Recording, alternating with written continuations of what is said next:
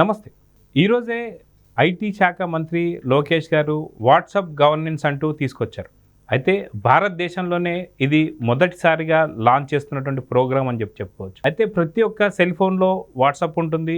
WhatsApp తెలియని వాళ్ళంటూ ఎవరూ లేరని చెప్పుకోవాలి. అయితే ఏపీ ప్రజలకి టెక్నాలజీని ఎలా ఉపయోగించాలి, వాటి వల్ల లాభాలు ఏంటి అనే వాటితో పాటు ఏం తెలియజేయబోతున్నారు, అదిగాక దాదాపు 161 సేవలు ఈరోజు స్టార్ట్ అవుతూ ఉన్నాయి. అయితే దీని గురించి మనతో మాట్లాడడానికి పొలిటికల్ అనలిస్ట్ శ్రీలీల గారు ఉన్నారు. వారిని అడిగి తెలుసుకుందాం. మేడం నమస్తే. నమస్తే. కూటమి ప్రభుత్వం వచ్చిన తర్వాత 7 నెలల్లోనే ఇప్పటిదాకా ఎవరు కూడా ఊహించినటువంటిది ఏంటి అంటే ప్రతి ఒక్క ప్రజల్లో కూడా వాళ్ళకి సంబంధించి ఏపీ గవర్నమెంట్లో ఏం జరుగుతుందని చెప్పి ట్రాన్స్పరెన్సీ ఏదైతే ఉంటుందో ఖచ్చితంగా వాళ్ళ ఫోన్లో ఉండడానికే వాట్సాప్ గవర్నెన్స్ తీసుకొచ్చారు. వాట్సాప్ అనేది ప్రతి ఒక్కరు మొబైల్లో ఉంటుంది. ప్రతి ఒక్కళ్ళు దాన్ని యూజ్ చేస్తారు. మీరు కావచ్చు, నేను కావచ్చు, వీడియో కాల్స్ కానీ లేదా చాటింగ్కి కానీ కాలింగ్కి కానీ ప్రతి ఒక్కటి మనం చూస్తూ వస్తుంటాం. అయితే ప్రతి ఒక్కళ్ళ చేతుల్లో ఉన్న వాటితోనే అసలు గవర్నెన్స్ అంటే ఏంటి అనేది చూపిస్తానికి లోకేష్ గారు చాలా మంచి ప్రయత్నం చేశారు. మెటా అనేటువంటి కంపెనీతో టైఅప్ అవ్వడం మనం చూస్తూ వస్తున్నాం. సో మొత్తానికి ఈరోజు స్టార్ట్ అవుతున్నటువంటి ఒక వాట్సాప్ గవర్నెన్స్ అంటే ఏంటి అంటే ఏం చెప్తారు? ఇక్కడ ముఖ్యంగా ఒక విషయం ఏంటంటే అండి, అసలు ఈ ఫోన్లు అనేవి తీసుకొచ్చింది జనంలోకి, వాడుకలోకి చంద్రబాబు నాయుడు గారు అని చెప్పుకోవాలి. ఆ తర్వాత ఈ వాట్సాప్ గవర్నెన్స్ అనే ఈ యాప్ ఏదైతే ఉందో దీని ద్వారా 161 సర్వీసుల్ని జనంలోకి తీసుకొచ్చారు. ప్రజలు ఏ విధంగా ఈజీ వేలో ఎవరు హ్యాక్ చేయకుండా, ఎవరు వేరే వాటికి కూడా దాన్ని ఉపయోగించకుండా ఖచ్చితంగా వాళ్ళు ఏ సర్వీస్ అయితే ఉపయోగించుకోవాలనుకుంటున్నారో ఆ సర్వీస్కి ఈ సర్వీస్ ఉపయోగించుకునే వాళ్ళ మధ్యనే ఇది ఉండేటట్లు చేశారు. ఇది మాత్రం చాలా ఆనందించవలసిన విషయం. రాష్ట్ర ప్రజలందరూ కూడా ఈ రోజున ఆంధ్రప్రదేశ్ వైపు అందరూ కూడా, ప్రపంచ దేశాలన్నీ కూడా చూస్తున్నాయి ఏం జరుగుతుంది, ఏం చేయబోతున్నారు అనేది. చూసుకుంటే ఫస్ట్ బర్త్ సర్టిఫికేట్ నుంచి డెత్ సర్టిఫికేట్ వరకు ఏదైతే మున్సిపాలిటీ సంబంధించిన సర్వీసెస్ ఉన్నాయో అవన్నీ కూడా దీంట్లో మనం ఉపయోగించుకోవచ్చు. అలాగే ఏదైతే రెవెన్యూ సంబంధించినవి ఉన్నావో అవి కూడా, ల్యాండ్కి సంబంధించినవి అవన్నీ కూడా. అదేవిధంగా దీన్ని ఎవరు కూడా హ్యాక్ చేయకుండా క్యూఆర్ కోడ్ని అయితే దీనికి వాళ్ళు అనుసంధానం చేశారు. ఈ విధంగా చూసుకుంటే మనం ఈ రోజున ఈ కూటమి ప్రభుత్వంలో ఒకప్పుడు బాబు గారు హైదరాబాద్ని ఎలా తీర్చిదిద్దారో అంతకు 10 ఆంధ్రప్రదేశ్ ప్రభుత్వాన్ని, వీళ్ళు ఆంధ్రప్రదేశ్ ప్రజల్ని అమరావతిని కానివ్వండి, పోలవరాన్ని కానివ్వండి, లేకపోతే యువతకి భరోసాగా ఉద్యోగాలు కానివ్వండి, ఇలా ప్రతి ఒక్కటి చూసుకుంటే ఈ రోజున ఇదొక నిజంగా గొప్ప విషయంగా మనం చూసుకోవచ్చు వాట్సాప్ గవర్నెన్స్ అనే ఈ యాప్ని. అయితే సాధారణంగా చెప్పుకోవాలంటే సాంకేతికరంగా ఏదైనా ఉంటే ఖచ్చితంగా అది ప్రజల్లోకి తీసుకెళ్ళడానికి చంద్రబాబు నాయుడు గారు ఏం చేస్తారనేది మనము ఏదైతే 2020 విజన్ కావచ్చు, లేదా హైదరాబాద్ సికింద్రాబాద్ 2 జంట నగరాలు కాకుండా సైబరాబాద్ ఇప్పుడు ఏదైతే ఉందో దానికి సంబంధించిన ఫలితాలు కావచ్చు, ఫలాలు కావచ్చు ఇప్పుడు తెలంగాణ ప్రజలు అనుభవిస్తున్నారు, ఏపీ ప్రజలు అనుభవిస్తున్నారు. అయితే ఇప్పుడు లేటెస్ట్గా లోకేష్ గారు అసలుకి వాట్సాప్ గవర్నెన్స్ అని తీసుకురావడాన్ని నిజంగా ఆ యొక్క వారసత్వాన్ని పుణికిపుచ్చుకున్నారంటే ఏమంటారు? ఖచ్చితంగా అండి. తండ్రికి తగ్గ తనయుడిగా అతని అడుగుజాడల్లో నడుస్తూ కష్టసుఖాల్లో ఏదైతే రాష్ట్రం ఉందో ఏ విధంగా మనం ముందుకు తీసుకువెళ్ళాలి, యువతకి ఏ విధంగా మనం భరోసా ఇవ్వాలి. ఒకప్పుడు చంద్రబాబు నాయుడు గారు సైబరాబాద్ అనే ఒక గొప్ప మహానగరాన్ని ఎంతోమంది యువతకి ఈ రోజున మనం చూస్తుంటే నిజంగా ఆ మెట్రో చూస్తుంటే చాలా ఆనందంగా అనిపిస్తుంది. ఒకప్పుడు చంద్రబాబు నాయుడు గారు వేసిన పునాదులు ఏదైతే ఉన్నాయో ఇంతమంది జీవితాలను నిలబెడుతున్నాయి, ఇంతమంది జీవితాలు వృద్ధిలోకి వచ్చాయి, ఎన్నో కుటుంబాలు హ్యాపీగా ఉంటున్నాయి. నెక్స్ట్ ఇక్కడ ఏదైతే ఆంధ్రప్రదేశ్ ఉందో అంతకు 10 తీర్చిదిద్దగలరు. ఖచ్చితంగా లోకేష్ గారు వాళ్ళ నాన్న అడుగుజాడల్లోనే నడుస్తున్నారు, నడిపిస్తారు, రాష్ట్రాన్ని ప్రగతి పదం వైపు నడిపిస్తారని ఖచ్చితంగా మనం చూసుకోవచ్చు.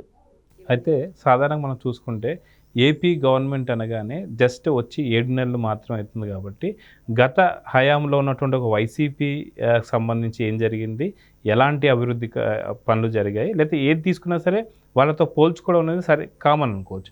సో నిజంగా వాట్సాప్ గవర్నెన్స్ అని చెప్పి ఇప్పుడు 7 నెలలు కాగానే లోకేష్ గారు తీసుకొచ్చారు కదా. సో గతంలో 2019 నుంచి 24 దాకా వైసీపీ చేసినటువంటి ఒక వాట్సాప్ గవర్నెన్స్ ఏమైనా ఉందా అంటే ఏం చెప్తారు?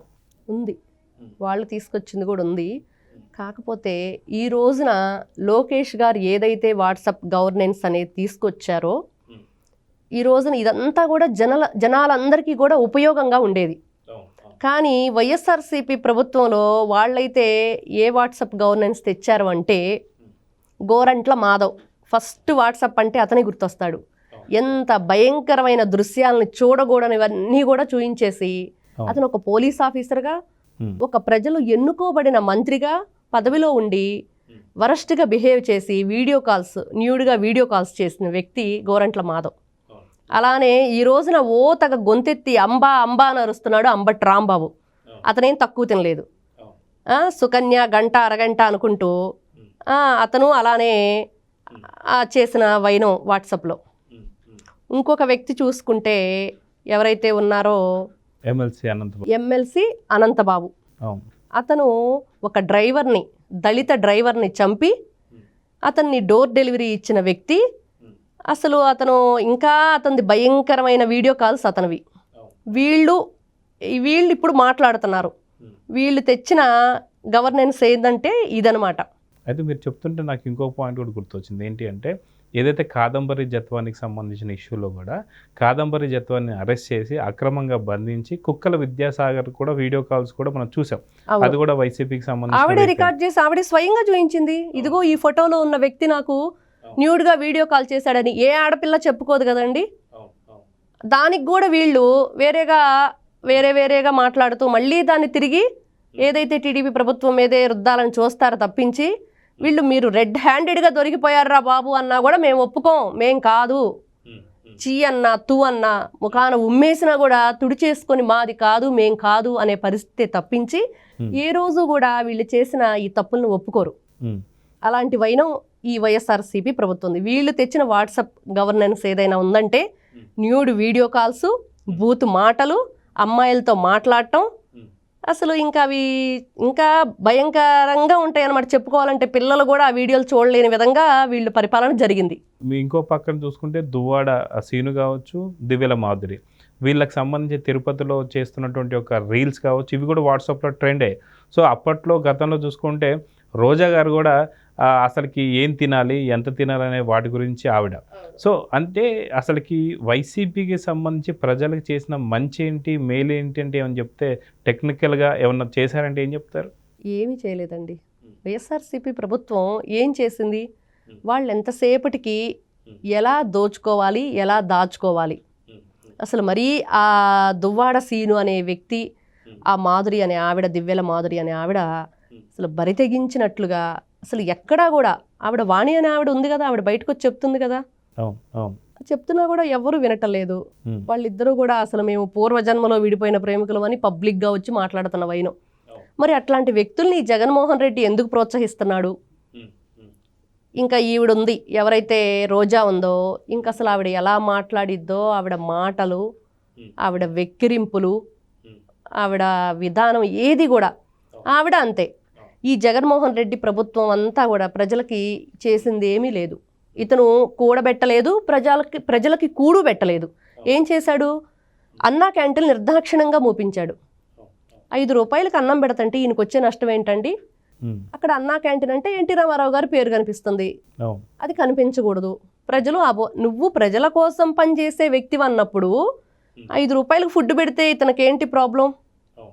అసలు ప్రజల కోసం ఏదైతే ప్రజల కోసం కట్టించిన ఆ బిల్డింగ్ని కూల్చేశాడంటే రావటమే ఫస్ట్ ప్రజావేదికని. ఇట్లాంటి వ్యక్తి ఏం పెడతాడండి? రావటమే అతను ఫస్ట్ చేసింది ఏంటంటే ప్రజావేదికని కూల్చటం. ప్రజలు ఏదైతే హాయిగా 5 రూపాయలకి భోజనం చేస్తున్నారో అన్నా క్యాంటీన్లో, ఆ క్యాంటీన్లన్నీ కూడా ఎంత దారుణంగా ధ్వంసం చేశారండి వాళ్ళు. ఒక నిరుపేదలకి భోజనం పెట్టడం తప్ప అసలు ఎవరైనా ఆ మాట అంటారా? ఇతను చేసిన అరాచక పాలనది. ప్రజలకు ఏమీ చేయలేదు వీళ్ళు. ఈ రోజున ఏదైతే వాళ్ళు మొత్తం శిథిలాలుగా మార్చి, ఏదైతే మొత్తం ఆంధ్రప్రదేశ్ని శ్మశాన వాటికలాగా చేసేశారు, అమరావతిని కానివ్వండి, పోలవరాన్ని పాడు పెట్టేశారు, దాన్ని మళ్ళీ పునర్నిర్మాణం కాదు చంద్రబాబు నాయుడు గారు ఇప్పుడు చేస్తుంది, పునాది నుంచి నిర్మాణం చేసుకొని రావాల్సిన పరిస్థితి ఏర్పడింది ఆంధ్రప్రదేశ్ రాష్ట్రానికి. ఈ రోజున బాబు గారు అదే చేస్తున్నారు. ఏదీ లేదు. పునర్నిర్మాణం అంటే ఏదైనా వీళ్ళు గతంలో చేసుంటే ఈ వైఎస్ఆర్సీపీ పార్టీ వాళ్ళు, ఇదిగో ఈ రోజున వాళ్ళు ఇది చేశారు, దానికి మేము మళ్ళీ తిరిగి పునర్నిర్మాణం చేస్తున్నామని చెప్పుకోవచ్చు. మీరు ఈ రోజున ఏది చేయలేదు కాబట్టి పునాదుల నుంచి నిర్మించుకుంటా మీరు చేసిన లక్షల కోట్ల రూపాయల అప్పులు ఏవైతే ఉన్నాయో, మీరు దోచుకున్నవి దాచుకున్నవి, వాటన్నిటికీ తెచ్చే పెట్టుబడులు వడ్డీలకు కూడా సరిపోని పరిస్థితిలో ఈ రోజున ఆంధ్రప్రదేశ్ ప్రభుత్వం ఉంది. మరి ఏం చేయాలి? వీళ్ళు ఏమి చేసేది లేదండి.